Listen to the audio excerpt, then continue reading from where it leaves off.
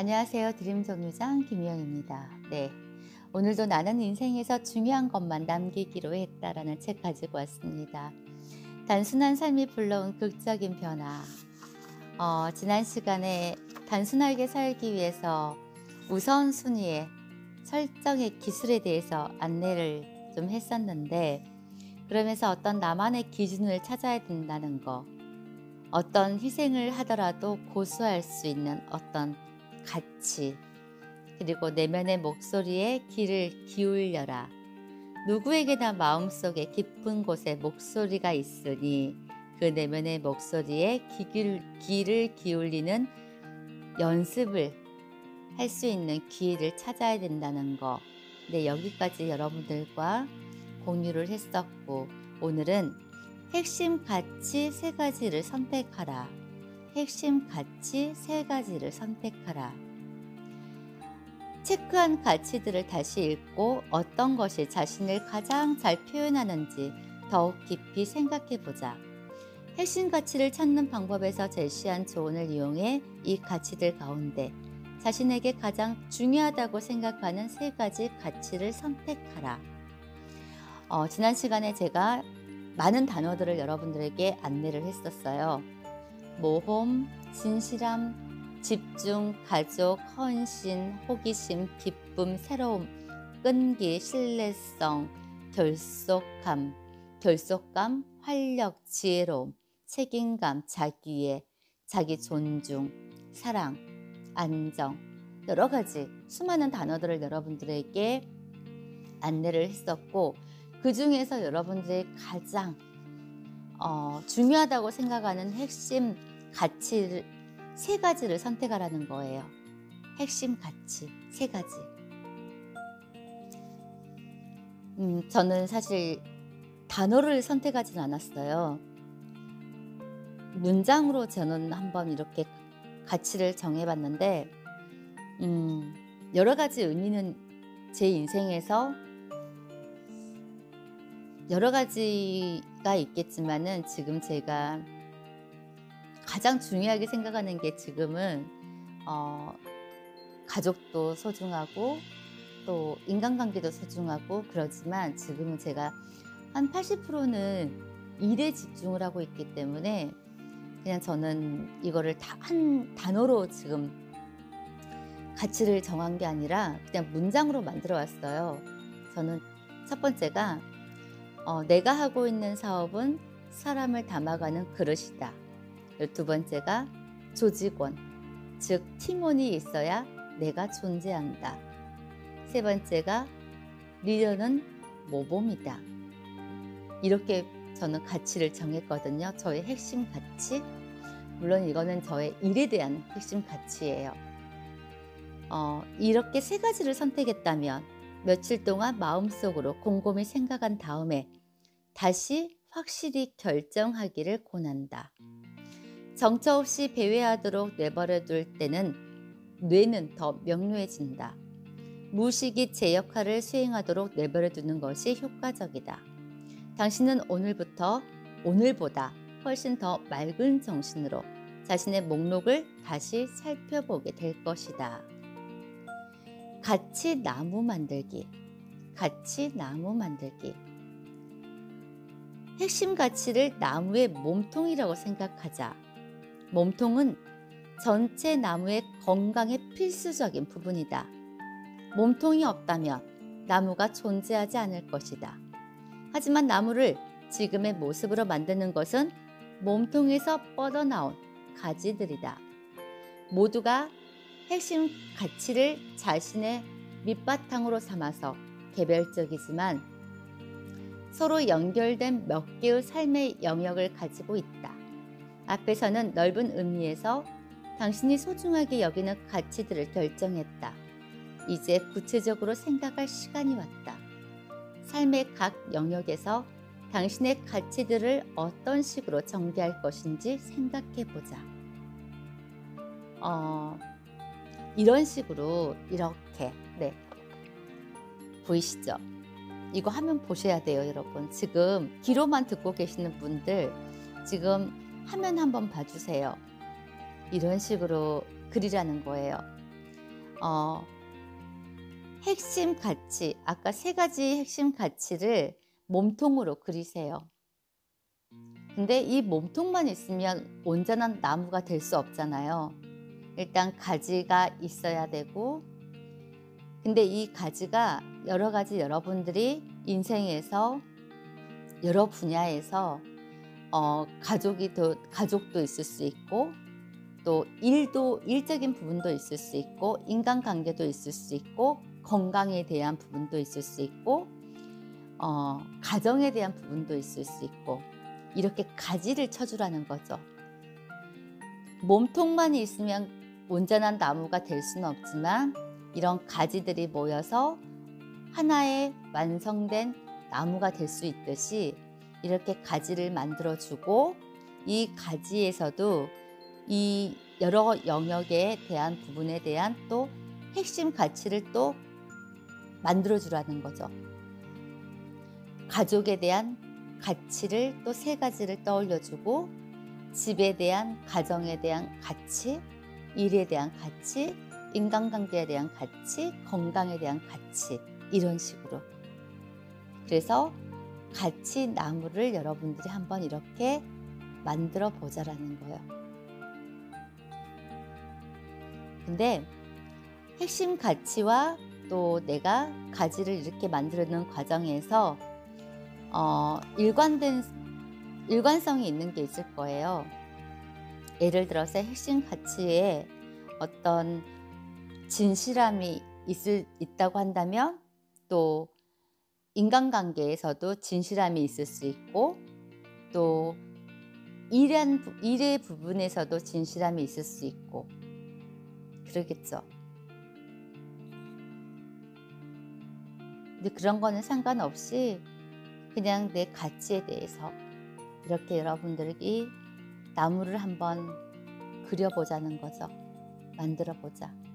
저도 이 시간 끝나면 비전보드에다가 만들어 볼 거예요. 그래서 정확하게 내가 지금 가지고 있는 저의 가치관이 정확하게 무엇인지, 내가 추구하는 나만의 확신한 가치관이 무엇인지, 네.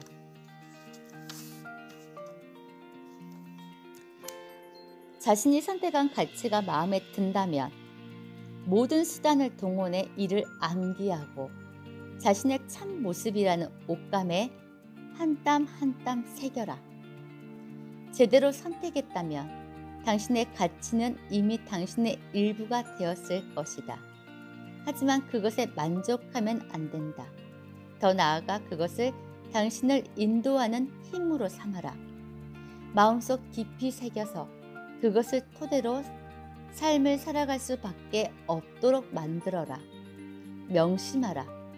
자신의 가치관을 인식하고 이를 기준으로 살고 있다고 생각할 때 자신에게 꼭 맞는 삶, 즉 중요한 것을 위한 공간이 존재하는 삶을 살 수 있다.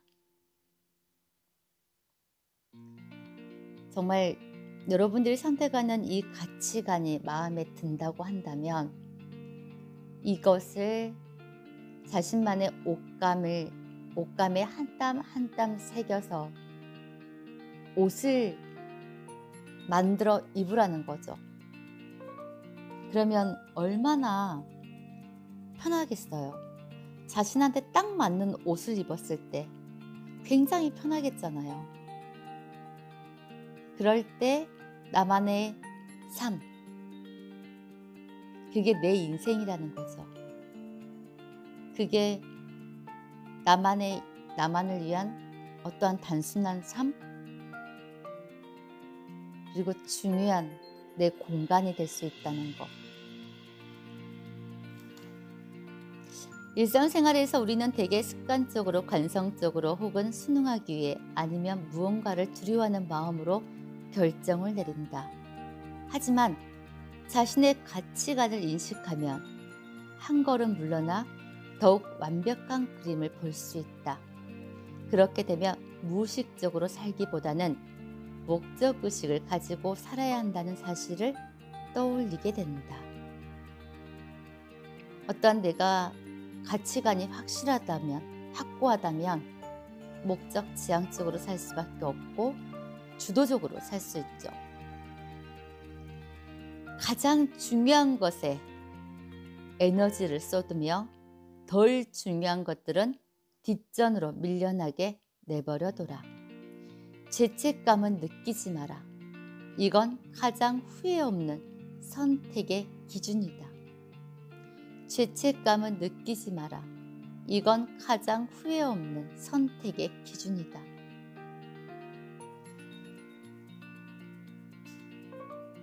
내가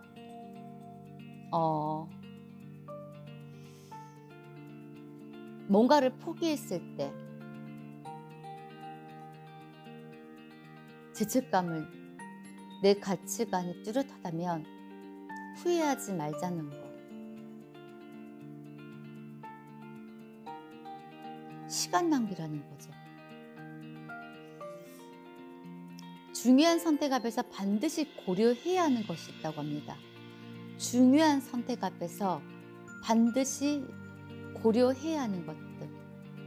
미니멀리스트의 사고방식은 중요한 결정을 앞두고 있을 때 특히 유용하다. 내 형제자매가 나의 입장이라면 어떻게 할까? 아니면 내가 내린 결정을 듣고 다른 사람들이 어떻게 반응을 할까 고민하며 시간을 낭비할 필요가 없다. 정신을 산만하게 만드는 온갖 목소리를 뚫고 지나가 가장 중요한 목소리, 즉 자신의 목소리에 귀를 기울일 수 있다.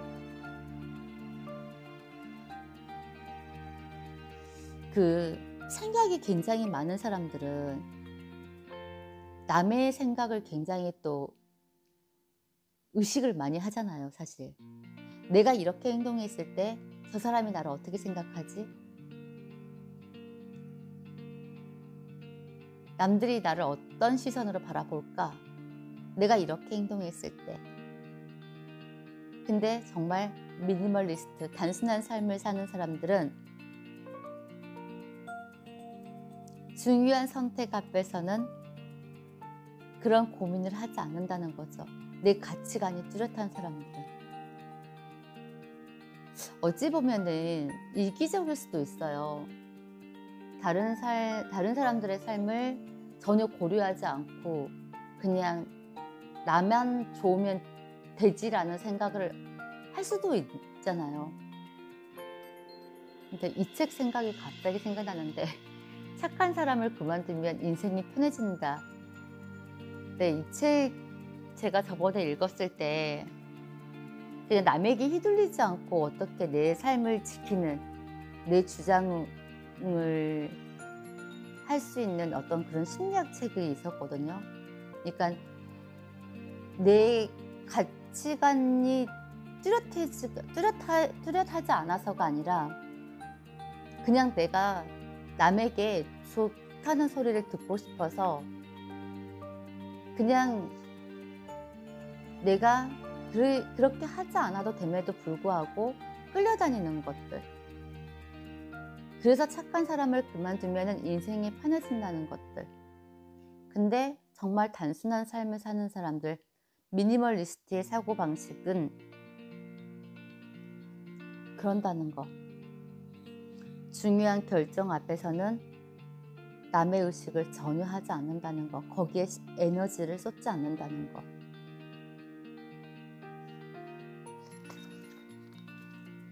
그리고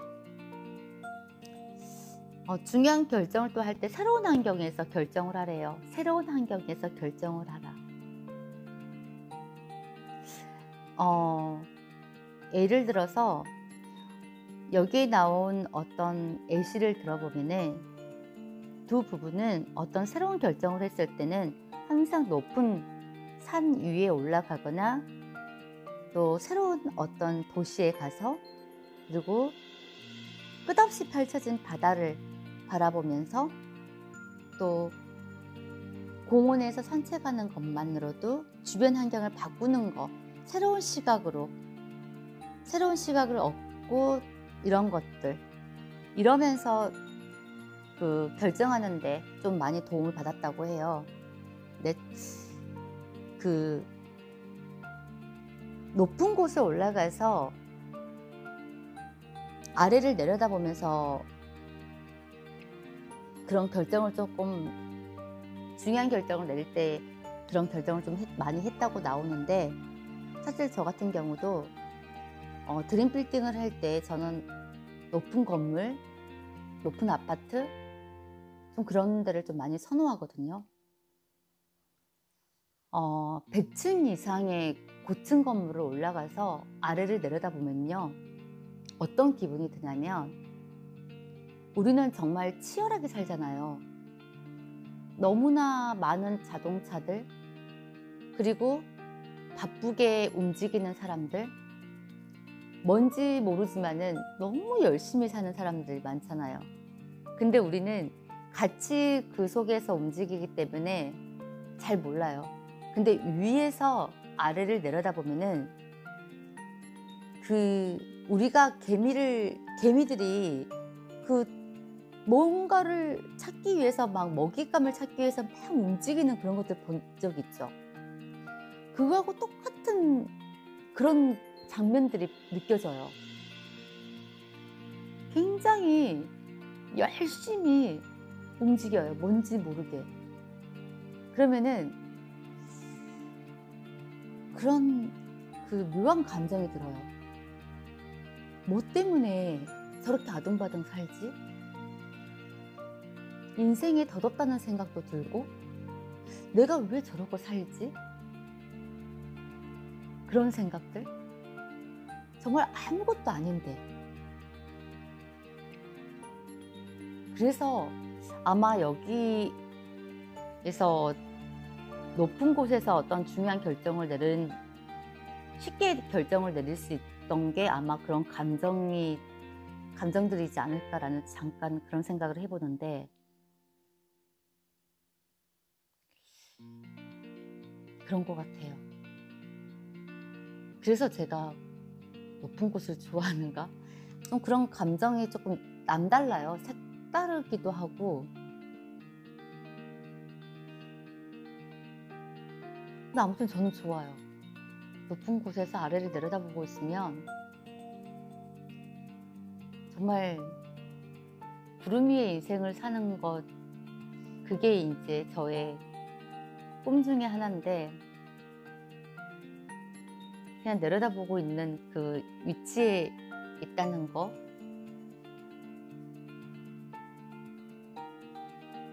그래서 어떤 쉽게 결정을 내리는 것 같아요.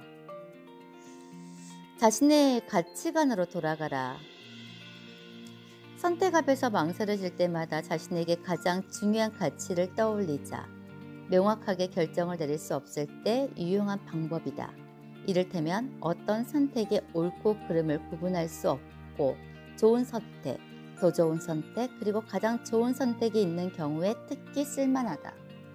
가령 올해 예상치 못한 휴가 보너스를 받았는데 그 돈을 저축할지, 여행 경비로 쓸지, 아니면 자동차 할부나 주택 융자 같은 빚을 갚을지를 결정해야 하는 상황이라고 하자. 물론 모두 훌륭한 선택이지만 여기에 도사리고 있는 함정은 모든 선택지가 매력적이기에 우리를 심각한 둔성 마비에 빠뜨린다는 점이다. 바로 이런 순간에 자신만의 가치관으로 돌아가면 매우 효과적이다. 당신의 가치관을 고려한다면 이 가운데 한 가지는 분명히 당신에게 가장 적합할 것이다. 더 좋은 것, 다시 말해 마음속 깊숙이 간직한 자신의 가치와 꼭 맞는 것을 선택하기 위해 겉으로 보기에 매력적인 것을 포기했다는 사실을 인식하면 마음이 편해지고 자신감이 쌓일 것이다. 좋은 것을 위해 더 좋은 것을 포기하라. 아니다. 더 좋은 것을 위해 좋은 것을 포기하라. 네, 이 말인 것 같죠? 네. 그리고 질문을 던져라. 저는 이게 너무 좋은 것 같아요. 질문을 던져라. 무언가를 구입하거나 고등학교 앨범을 버리는 일처럼 사소한 일, 그리고 가정을 꾸리거나 먼 지방으로 이사하는 일처럼 중요한 일을 고민할 때 스스로에게 다음과 같은 질문을 던져 명확한 답을 찾아라. 이것 때문에 더 행복해질 수 있을까? 이것 때문에 더 행복해질 수 있을까? 이것이 내 가치관에 어울리는 것일까? 이것이 내 가치관에 어울리는가? 이거는 진짜 제가 별 막 10개, 15개 막 쳐놨어요. 질문을 던져라. 그러니까 저도 어떤 질문을 해서 이렇게 명확한 답을 제가 스스로에게 어떤 결정을 못 내릴 때 저도 앞으로는 이 질문을 하려고요. 내가 A와 B를 선택하는 이런 과정에서 이것 때문에 내가 더 행복해질 수 있을까? 이것이 내 가치관에 어울리는 것일까? 누군가가 정말 신중하게 고민을 하고 있다면 고민하지 말고 딱 그냥 이렇게만 질문하라고 하고 싶어요. 이 선택을 해서 더 행복해질 수 있는가? 그게 가치관과 당신의 가치관과 더 어울리는가? 그렇게 질문을 하라고 하고 싶어요.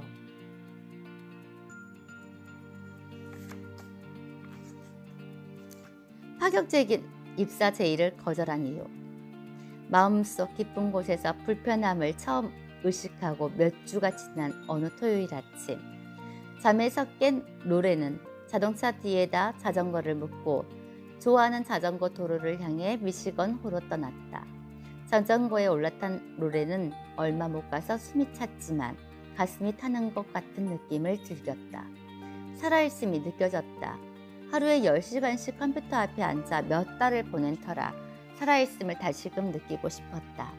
최근 그녀는 한 그래픽 디자인 회사로부터 스카우트 제안을 받았다. 보수는 훌륭했고 회사는 업계에서 평탄이 매우 좋은 회사, 이름난 회사였다. 5년 만에 처음으로 안정적인 벌이를 할 수 있는 기회였다. 하지만 그 회사의 기업 문화는 혹독했다. 로렌이 예상하기로 그 회사는 분명 자신에게 큰 성과를 기대할 것이었다. 따라서 이 제안을 수락한다면 아침 요가 수업이나 고향집을 방문하는 것은 고사하고 규모가 작은 고객들을 위해서는 시간을 전혀 낼 수 없었다. 로렌은 집에서 벗어나면서 페달을 돌리던 발을 천천히 멈췄다. 그리고 숨을 고르며 호수의 전경을 바라보았다. 그녀는 배낭에서 작은 공책을 꺼내어 자신이 인생에서 가장 간절하게 원하는 것들을 재빨리 적었다. 당연히 이력서에 적을 인류 회사의 이름은 여기에 속하지 않았다. 노트북을 들여다보며 너무 오랜 시간을 일하는 바람에 쑤시는 어깨와 퀭한 눈도 건강해지기를 적었다. 경제적 독립은 어떨까? 물론 적었다. 직접 일정을 정하고 그녀가 즐기는 창의적인 업무를 수행할 수 있는 능력 적었다. 몸을 움직이고 신선한 공기를 마실 시간 두말할 필요도 없었다. 가장 중요한 것은 가족이나 친구들과 지낼 시간 그리고 어쩌면 다시 데이트를 시작할 시간이었다. 몇 달 전이라면 입사 기회를 덥석 붙잡았겠지만 이제 삶에 대한 비전이 더욱 명확해졌다. 그래서 공책을 다시 집어넣었을 때 그녀는 제안받는 자리가 자신의 비전에 어울리지 않는다는 사실을 깨달았다. 로렌은 다른 사람들이 소중하게 여기거나 소중하게 여겨야 한다고 생각하는 것이 아니라 자신이 진정으로 소중하게 여기는 것을 인식할 때 중요한 결정을 내릴 수 있다는 사실을 배우는 중이었다. 사람들이 통상 미니멀리즘이라고 생각하는 것, 즉 잡동사니 정리하기, 필요한 것만 소유하기 같은 것들은 이 과정의 일부분에 지나지 않는다. 진정한 미니멀리스트의 방식이란 로렌이 그랬듯이 일상적인 선택에도 자신이 진정으로 소망하는 것을 위한 공간을 마련하는 것을 의미한다. 네.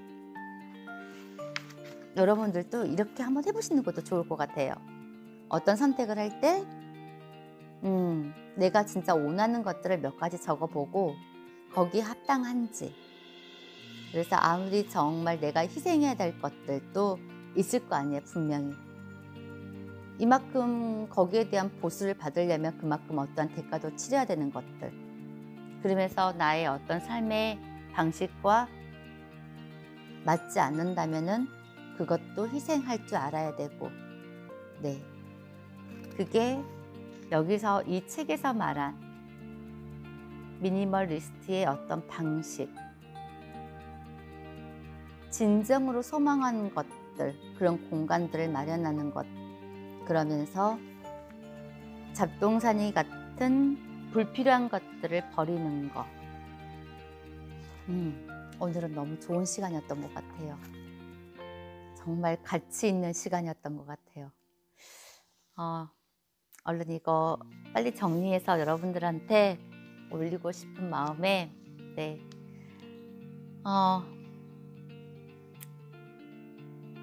여러분, 일단 오늘은 여기서 마치겠고, 내일 이 시간에 또, 네, 여러분들 뵙겠습니다.